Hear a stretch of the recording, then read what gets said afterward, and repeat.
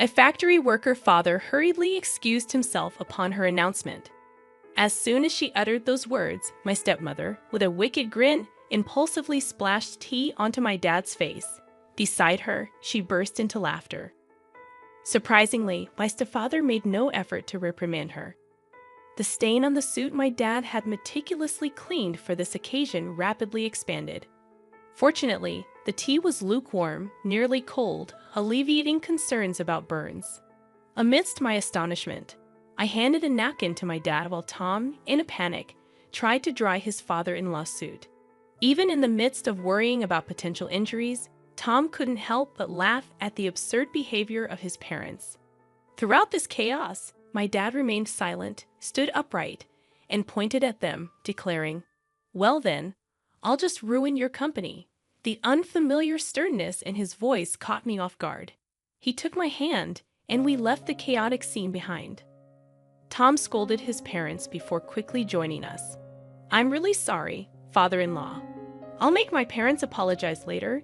He apologized, but my dad, with a grave tone, reassured him, "No need. We're done with them anyway." He patted Tom's shoulder as we walked away from the tumultuous O'Connor household. Allow me to introduce myself.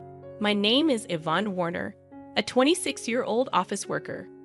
Raised by my single father after losing my mother at a young age, I admired his dedication to both work and family. My father, in charge of a factory, managed to attend all my school events, even if he had to rush back to work afterward.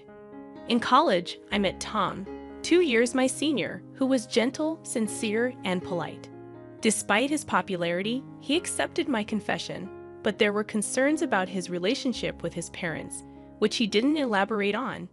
We continued to date, and although Tom lived alone, he occasionally visited his parents, always looking exhausted afterward. Tom prioritized me in our relationship, and I was proud of him.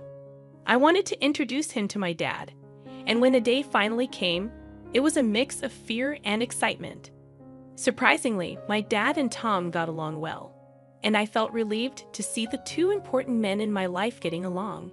Yet Tom's odd excitement after the meeting left me puzzled, and he evaded any further questions about it. As Tom and I had seemingly hit it off with my dad, I couldn't shake off a growing worry that perhaps Tom's feelings were not as positive as he claimed. This anxiety lingered, leading Tom to request an important conversation a few days later. Nervously anticipating the discussion about our recent encounter with my dad, I met Tom at the agreed-upon cafe. Upon reaching the cafe, I noticed Tom already seated, his face wearing a gloomy expression visible through the glass. Suppressing my own anxiety, I approached him with a cheerful greeting. "Tom, sorry, did you wait long?" I softly spoke as I reached him. Startled by my touch on his shoulder, Tom exclaimed, "Whoa, Yvonne, you scared me." After a deep breath, he continued, "I'm sorry. I didn't mean to startle you. Please, have a seat." Sitting across from Tom, I ordered from the waiter, my concern mounting as Tom's downcast expression persisted. Hoping to encourage him to share his thoughts, I spoke up, "Hey, Tom, what's bothering you so much? Is there something wrong with my dad?" Tom, taken aback by the direct question, denied any issue with my dad, stating, "Absolutely not. I respect your dad. It's just that my. He trailed off, avoiding eye contact. Sensing the need to delve deeper, I sighed and pressed him. "If you're worried about something, I want to know what's on your mind." Tom took a deep breath, as if preparing himself, and began to disclose a shocking revelation. According to him, his parents were judgmental and lacked class, constantly interfering in his life. When he introduced a girlfriend, his parents would criticize her on the spot, leading to tearful breakups. Tom desired to marry me but was troubled by the prospect of involving his parents in our marriage. Assuring him that we didn't have to include them in our union, I suggested enduring their presence during the wedding formalities. Reminding him that my dad liked him, I thought the matter was settled, but Tom had more to share. He revealed that when he met my dad, he was surprised by the stark contrast to his own parents. Expressing a desire to become the son of such a great man, Tom shared his dilemma about marriage. While he was pleased that my dad liked him, he couldn't decide whether his parents should also become his in-laws. Tom brightened momentarily but sighed deeply afterward. In a moment of realization, Tom looked up and apologized. He proposed a unique solution. When we meet his parents for our marriage, could my dad come along? Tom hoped that the presence of someone so respectable might eventually influence his parents positively. I agreed to discuss it with my dad, but I couldn't help expressing my wish that Tom had approached the conversation differently. Understanding his misstep, Tom quickly apologized and then, with newfound determination, formally proposed marriage to me. Swiftly deciding to discuss the matter with my father, who was initially hesitant, I approached him with Tom when he formally asked for my hand in marriage. After obtaining my father's agreement, Tom and I arranged a date to meet his parents. On the appointed day, dressed in our best attire, we stood at the front door of Tom's family home, preparing to meet his parents for the first time. Given the unsettling stories I had heard about Tom's parents, my nerves were understandably on edge. My father, attempting to lighten the mood, encouraged us not to be too tense, assuring that Tom's parents were just overly concerned. His supportive pat on the back eased my anxiety slightly. When Tom rang the doorbell, there was no response, causing a momentary panic. Tom rang again, but still, there was silence. Not wanting to create a bad impression, Tom excused himself and entered the house first, leaving my father and me exchanging concerned glances.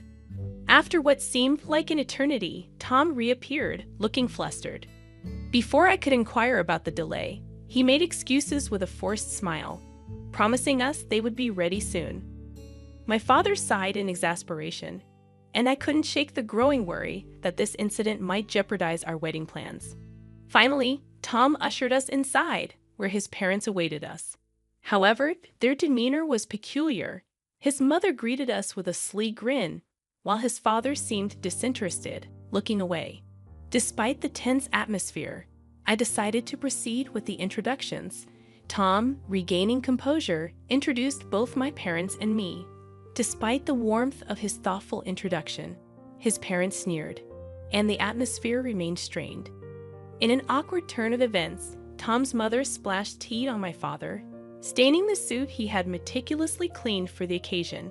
Shocked, I offered my dad a handkerchief while Tom panickedly tried to wipe off the tea stains. His parents, laughing in response, only fueled Tom's anger. My father, standing up, pointed at them and declared, "Then I'll ruin your company," a tone and statement I had never heard from him before. Taking my hand, he left the house, leaving Tom's parents in the wake of Tom's scolding. Returning to our house with Tom, my father changed clothes, and Tom earnestly apologized for the incident. I could hear my dad's troubled voice during their conversation. Although I was shocked by Tom's parents' actions, I knew they wouldn't be easy to get along with. Seated on the living room sofa, clenching my fists, I replayed the event in my mind, seething at the insult directed at my dad. When my dad and Tom finished changing, Tom immediately apologized to me, almost bowing down, expressing regret for not anticipating such behavior from his parents. His sincerity was evident, and he didn't even ask for forgiveness. Feeling the need to apologize as well, I took Tom's hand as he kneeled on the floor, expressing my regret for suggesting the meeting without fully understanding the situation. Unexpectedly, the situation took a serious turn, and I felt compelled to apologize to my father for the unintended consequences of my thoughtless suggestion. His troubled expression and shrugged shoulders conveyed the difficulty in addressing the situation. Determined to understand the gravity of my dad's threat, I sought clarification. "Dad, was what you said true? Are you really going to ruin their company?" To my question, my dad glanced at Tom and nodded firmly, affirming his intent. My father, the CEO of a renowned local enterprise, revealed that their business was already struggling. As the factory manager and CEO, he had started as a worker in the very factory, sacrificing his dream of becoming a painter to raise me alone after my mother's passing. He worked tirelessly and climbed the corporate ladder through several promotions, Eventually, he took over as the CEO when the former CEO retired. During our recent visit to Tom's family home, we discovered that one of the subsidiaries managed by Tom's father, my father-in-law, belonged to my dad's company. Unfortunately, Tom's parents' prejudices and Tom's mother's premature actions prevented this from being clarified, leading to the present situation. My father explained that his company faced management difficulties, contemplating downsizing without resorting to layoffs. Regret was evident in his words as he considered the impact on his employees. After Tom's serious conversation with my father, he proposed closing down the subsidiary where Tom's parents worked. Concerned about the consequences for Tom's parents, my father questioned if Tom was okay with it. Tom, resolute and having cut ties with his parents, expressed a desire for them to reflect on their actions. Despite the difficulty, he requested permission to get engaged with me. Moved by Tom's earnestness, I also pleaded with my father to allow our engagement.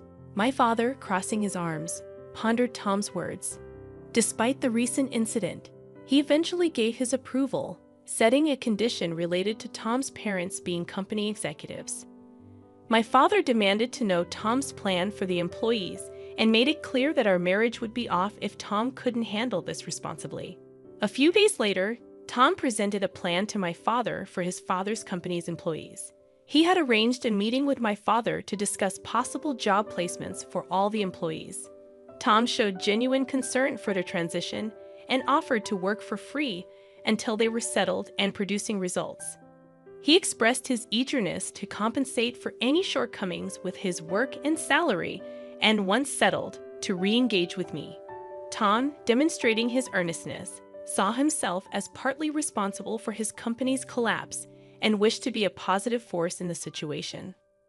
Upon returning home, I discovered that our marriage would be delayed due to an unavoidable circumstance.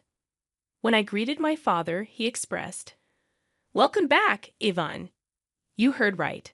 I'm sorry for deciding such an important thing on my own, but I thought it wouldn't be fair if I were the only one happy."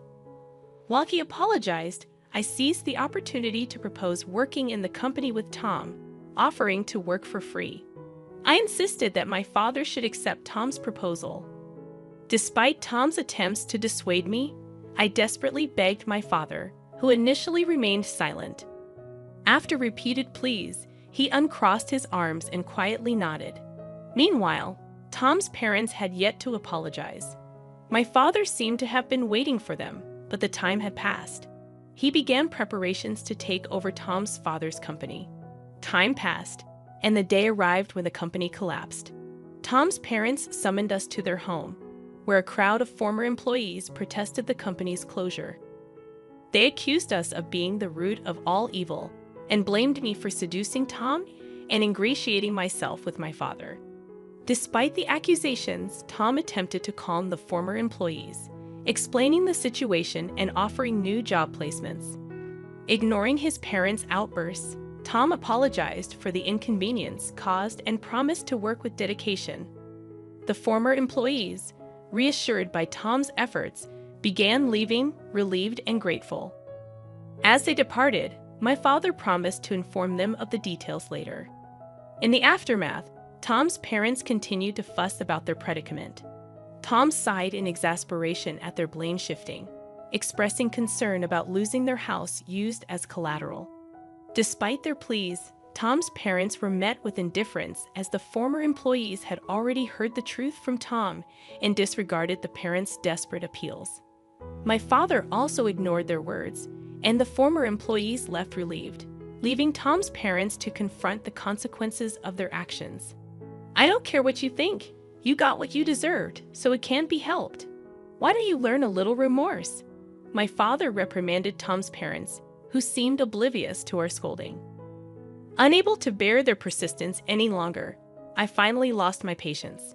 "Haven't you just caused trouble for Tom all this time, boasting about being business owners and only caring about titles? Isn't that why this happened?" My words left his parents speechless, seemingly ready to retort, but halted by my father's decisive intervention. He made it clear that he wouldn't allow them to speak further. A business owner is supposed to take responsibility. You should at least complete your final task properly. Left without a response, Tom's parents were scolded collectively and could say nothing more. Leaving them behind, we left the scene. And eventually, Tom's parents lost everything: the company, the house, and the land. They never provided any guarantees to the former employees and evaded responsibility. After losing everything, they reached out to Tom for help. But having cut ties with them, Tom coldly turned them away. Now, they were probably in jail, and we heard nothing from them since. Even if they got out, they still had a debt to the former employees, so the situation remained dire. Afterward, Tom and I quit our jobs and joined my father's company. Living off our savings in the first month, we worked for free as promised. One day, we encountered a former employee of Tom's parents' company at work. Eager to shake our hands at the new workplace, the employee expressed their gratitude to my father for giving them a chance. Thanks to Tom for arranging the job, and also conveyed many thanks to me. Despite not remembering the specific incident, I had apparently helped that person carry materials. After expressing immense gratitude, the former employee left, expressing a desire to keep working hard. Feeling somewhat redeemed by his words, we hurried to my father's office, where he warmly welcomed us. Handing us several thick envelopes, he explained, "It's your salaries for the past months." It ended up being multiple envelopes because it couldn't all fit into one. We were stunned, unable to swallow the situation, but my father continued, "Your hard work revitalized the team. They constantly expressed their gratitude and concern for you. I couldn't possibly leave such excellent employees unpaid, and our performance has improved significantly. Thank you truly." Hearing this, we hugged each other and cried, moved by the concern shown for us. My father then added something even more wonderful. "Tom, I'm impressed with your leadership. If you're okay with my daughter, would you marry her?" Overjoyed, Tom replied tearfully, bowing to me and my father. I hugged Tom, crying alongside him. And so we got married. Continuing to work at my father's company, we lived happily every day, gradually becoming more adept at our jobs and contributing more effectively. Our time at the company was approaching a pause as I was about to take maternity leave. My father, Tom, our colleagues, and I were all looking forward to the arrival of our child.